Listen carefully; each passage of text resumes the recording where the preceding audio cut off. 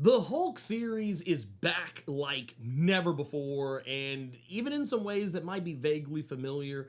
But this, I'm gonna tell you right now, it's a new Hulk for a new era. And I know a lot of people are gonna be confused about what's going on with this version of the Hulk. Why is this version of Hulk a whole murder hobo? Like, what has happened to Bruce Banner? What has happened to the Hulk entity that has turned him into like what is effectively a cartoonish version of a 90s hyper violent era superhero? Well, I'm gonna break it all down for you right now and tell you what you've missed leading in to the recently released Infernal Hulk #1.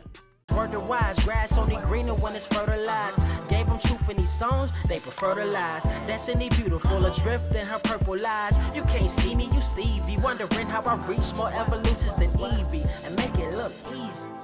So what's happening here is that you've probably picked up Infernal Hulk, or you probably heard about what was going on with the Infernal Hulk, and you're wondering, okay, what is this? What exactly is this new era of Hulk that everybody's talking about and making all this big fuss about? Well, I can go ahead and tell you right now, one of the things you would have had to have been reading leading up to Infernal Hulk #1 is the Incredible Hulk series, also by Infernal Hulk writer Philip Kennedy Johnson. Right now, Infernal Hulk, though, the guy you see running around, this is not Hulk like you've known him before. Yes, technically that is Hulk's body, but this is a Hulk that has gone through about roughly 30 issues plus an annual worth of change that you might have missed out on. This was a series, Incredible Hulk Volume 4 was this type of throwback to the Immortal Hulk series that Al Ewing made so popular. A Hulk that kind of dives more into the horror, more specifically the eldritch and cosmic horror elements that I feel Immortal Hulk was best known for. You're getting a lot more of it in this series, or rather in the Incredible Hulk series, and you find yourself picking up with a version of Hulk who, in the wake of everything that happened with the Donny Cates era Hulk, where Banner was effectively chaining Hulk down and forcing him to fight endlessly in the Mind Palace that was basically kind of formulated to work like a Star Trek style ship. This was a kind of a nod to the whole like Starship Hulk persona that was created. Banner was effectively the Starship captain, and whenever he needed more power, he would make Hulk fight even more powerful threats. But inside the Mind Palace, not actually in reality. I remember people getting really up in arms back when that first issue came out and Hulk was decapitating people and ripping people in half. None of those people were actually real. They were all in Banner's mind, and that's what Hulk was fighting back against. But using Hulk in that way, taking Hulk's anger within that Mind Palace, Banner figured out a way to channel it into the real world version of Hulk. This is why he was fighting all kinds of Wolverines and Fin Fang Fooms and Abominations and whatnot. He wasn't really fighting them, he was fighting approximations of them. Well, Hulk still remembers that. And he took all of that incredibly personal, that Banner was effectively using him and taking advantage of it. And that has bled over into Philip Kennedy Johnson's Incredible Hulk, and is why Banner and Hulk do not get along in this series. The reason why every time you would see Banner and Hulk interact with one another, it was always tense. And Hulk rarely ever wanted to help Banner when he was in a position where he was potentially going to be killed. In a lot of cases, Hulk would allow Banner to be killed, because at the end of the day, Banner can't actually die, because if he dies, Hulk just takes over. That was kind of how some of the transformations in this series end up happening, is that Hulk allows some of the worst things imaginable to happen to Banner so that he can take over. And Hulk's whole idea, while Banner is trying to like live out his hitchhiker dreams from the old 60s, 70s TV series, Hulk himself is trying to take over Banner's body permanently. And all the while, there is something looming large over the entirety of this 30-issue series, and it's a new villain by the name of the Mother of Horrors. Now, this is a kind of omnipresent villain who is not necessarily always around. her presence is always felt because of the monsters that she employs. She is basically this thing that has existed since time immemorial, ever since the Demiurge had effectively created Earth as we know it and the elder gods that followed. The Mother of Horrors was just always around, but she usually stayed buried deep in the dark recesses of the planet. Well, then comes the one above all, what is effectively God with a big G in the Marvel Comics universe, a giant golden man of a god who is effectively the controller of all that exists and largely stays out of superhero shenanigans for the most part, except for his involvement in maybe certain specific books, but more specifically, Immortal Hulk. All of that being taken into account, the Mother of Horrors was unleashing untold numbers of demonic entities and vile creatures on the earth, to the point that the One Above All had to take notice. And when the One Above All came to fight back against these forces, the Mother of Horrors did something that not really any character in the Marvel Comics universe can really attest to. The Mother actually fought back against the god of Marvel and won. Sort of. She struck the One Above All down, and in doing so, she split him. This is how the One Below All was created. It was through the Mother of Horrors influence. This is how you get the devil of the actual devil, not Mephisto. I'm talking about the actual Satan of the Marvel Comics universe.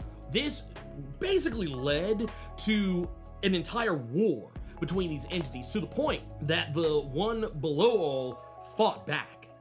This led to the Mother of Horrors being chained down in the below place and a city being built around her, basically imprisoning her for all time, which is why she's never been a thing until recently. And as it turns out, one of her sons, the eldest, is come forth and taken over a new host in an effort to free her from the One Below All's prison. And that's where Hulk comes into play, because when the One Below All was created, this was the first instance of Gamma being introduced into reality. This is why the Green Door of the Immortal Hulk series and how all the Gamma mutates were directly connected to the hell of the Marvel Comics universe. This is why all of that existed. Now, Hulk, being referred to many times throughout the series as the Fractured Sun, which is kind of a play on the fact that there's so many different varieties of Hulk within Banner himself. Well, here we discover that the eldest needs the Hulk in order to unlock the cage that is holding his mother within it. This is why Hulk is on this cross-country journey and encountering all of these different entities and icons of the Marvel Comics universe and being chased down by this new big bad. It's because Hulk is the key. And at a later point in the series, we learn that many other Gamma mutates were also attempted to be used to unlock the cage holding the mother, but none of it worked. They tried Betsy, they tried Scar, they tried Doc Samson, they tried the Absorbing Man. None of them worked.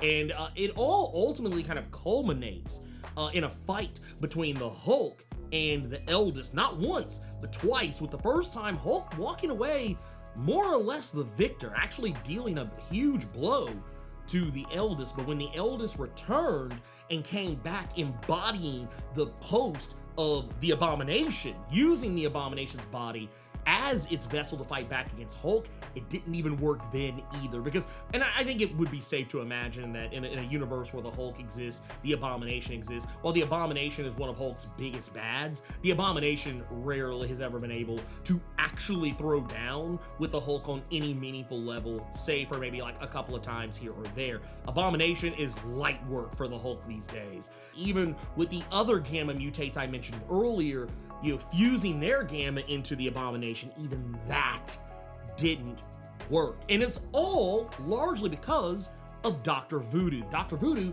put a spell of protection on Banner.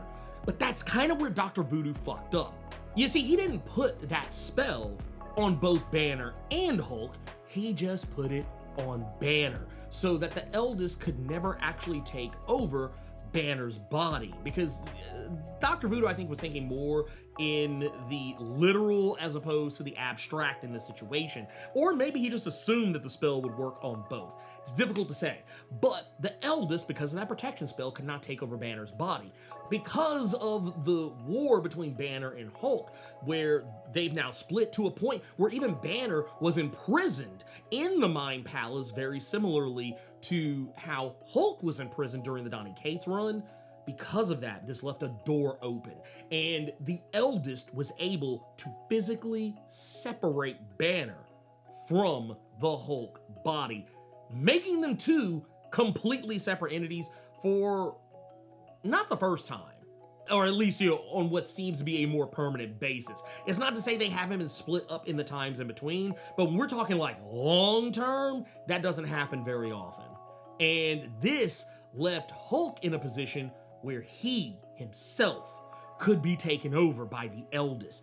That's why when you get to the Infernal Hulk series, you see someone who looks very eerily similar to the Hulk we've been seeing, for a long time, especially the last 30 some odd issues of Incredible Hulk. They look the same, minus some very severe scarring. And it didn't make, in my opinion, it didn't make a whole heap of a lot of sense at first when they were doing this. I was like, oh wow, like why this Hulk, I mean, it looks like Hulk, it seems like Hulk, but this version of Hulk, he looks a little different. Well, the reason why is because the eldest basically fused the body of the Abomination he was using at the time with the actual Hulk body. And there was a little bit of, I guess, kind of reconfiguration and things of that nature. But once the eldest did this, he was able to use Hulk's body to unlock the cage that had imprisoned his mother for so many centuries. And now that he did that, he had everything he wanted, except he didn't. Because the Mother of Horrors was inert. She was seemingly already dead or gone. She's not responsive to anything that the eldest is even saying, to the point that he is ultimately starting to go crazy and just ends up wanting so much attention from his own mother that he ends up just eating her. And mind you, she's a massive being, but he consumes her, taking all her power. That's why when you get to Infernal Hulk #1, why Hulk seems to have some extra abilities you wouldn't normally associate with the Hulk. Yeah, sure, he has the power to thunderclap a person's head into oblivion, and yeah, he's always been strong and can take a beating, but why he's able to literally magically raise an entire city out of the abyss? I mean, that's kind of your answer as to why. Because the Infernal Hulk, well, yes, it is Hulk, it also isn't Hulk, all the same. As for one other aspect of the Incredible Hulk series, some of you are probably wondering about, I know some people weren't terribly crazy about this character, but Charlie Tidwell, who was basically Banner's sidekick, we don't know where she comes into play on any of this, because for the most part, she's been MIA. For those unfamiliar, she was a young girl who came from an abusive household. She saw an opportunity to get the hell away from her family and followed Hulk because, well, she's a huge fan of superheroes, her favorites being Captain America and the Winter Soldier. She does realize that if she could be more like Hulk, then she could survive the abuse, both physical and mental and emotional. But over the course of that series, she was taken over by basically a skinwalker god, Lycana. And Lycana has effectively made Charlie a werewolf. More or less, a werewolf with wings, mind you, because now Charlie is the host of Lycana. Now, over the time that Charlie had become this new Lycana host, she had to deal with the fact that she was going through some stuff very similar to what Banner used to go through. She would wake up some days and not realize that she had unalived a whole bunch of people. She's caused rampant destruction. Now, hers is a little bit different because it's not just that Hulk goes out, he breaks things. But in this particular case, Charlie was going on and actually eating people, because this was fueling Lycana herself. Over time, she was kind of starting to learn how to deal with this, how to cope with this, but ultimately, she ended up kind of losing it because Hulk never really gave her much help in that regard. He wasn't really able to help her in any meaningful way. And Banner neither, for that matter, but Hulk more specifically, because at the time, Hulk was the one who was actually around. Banner was in the Mind Palace. Now, getting back to the Charlie of it all, she basically flew off into the sunset. This was about roughly just a few issues before the Incredible Hulk series ended. She ripped off her flesh and turned back into Lycana and just flew off, basically damning Hulk, because she wanted to believe that, well, yes, she's a monster, that she could be better than that. She started to realize that maybe creatures like herself and Hulk aren't good things, that they can't be heroes. And this is something that's kind of a larger narrative over the entire Incredible Hulk series, which I highly recommend it if you've not read it. I mean, I've said a lot and kind of spoiled a lot of it, but even telling you all this, I haven't even given you like all of the beat by beats. There's a lot of really good stuff still in there for that series. But getting back to what's going on with Infernal Hulk, what seems to be what the Eldest is trying to do? And it feels like he's trying to carry out the mission that initially kicked off in Incredible Hulk #1 just a couple of years ago, 2-3 years ago, I feel like by this point. Yeah, like 2023. So yeah, basically what he's trying to do is he's trying to bring back the age of monsters. He's risen an entire city out of the damn ground. Somewhere towards the middle or end of this book, he ends up raising this ancient city of Golgolthia out of the abyss, and he starts turning every single person that he encounters, the military he's fighting back against, he ends up turning pretty much all of them into his own monsters. So they're like creating a legion of monsters to obey his will. And we even kind of see at a point, and I would forgive anyone who wasn't keeping up with Immortal Hulk to not catch this, but there's even a nod to Immortal Hulk, as well as, the Maestro, a creation of the late, great Peter David. The whole sitting in the chair, kind of leaned back and like observing all that he surveys and, now controls. Pretty wild stuff. We even get a new character that's introduced, one David Bridger, who is kind of billed as like a war hero back in his heyday, who also kind of falls under the thrall of the Infernal one. And I'm sure we're going to learn a lot more about him, but it seems like he might have a bigger story to tell as the series progresses. But yeah, if you were wondering what the hell is going on with Infernal Hulk, why has Banner broken bad? Well, you now know why. Banner's not in there. And Hulk barely is as well. And we know Banner's running around because we see him at the very end of the first issue, walking around acting as if he ain't got shit to do with any of this. We know that he at least cares about what's happening, but yeah, he just kind of seems like, oh shit, it's happening again. And the Avengers are probably gonna have to get involved in this. It kind of similar to what happened in Immortal Hulk, and they're gonna wind up realizing probably pretty quick, this ain't their Hulk. This is somebody else entirely, and that's why he's the way he is. And this is a pretty interesting way to kind of handle a Hulk book. Like, I don't know how long this is gonna go or what's intended, but considering that everything that's been done thus far with Hulk and how different Hulk is today versus what he kind of used to be for a while there, and even in some ways kind of going back to his old kind of horror movie roots with Immortal Hulk, and now more recently with Philip Kennedy Johnson being at the helm. I mean, I'm here for it. I'm actually here for it. This is, like, honestly, I would go as far as say this is the best that Hulk has been since Immortal Hulk. And I think it says a lot that this story immediately started diving in to some of that backstory of Immortal Hulk that was left on the table, which I'm here for. I'm totally here for. I'm glad that they even found a way to kind of make some sense of the stuff that was going on during the Donny Cates run, which I thought was fine. I didn't think it was the best thing ever, but I mean, I thought it was fine. But once again, following Immortal Hulk is a hard act to follow, even for one of the best writers at Marvel at the time. It was one of those, like, it was kind of damned if you do, damned if you don't at that point. But yeah, I love what Philip's doing.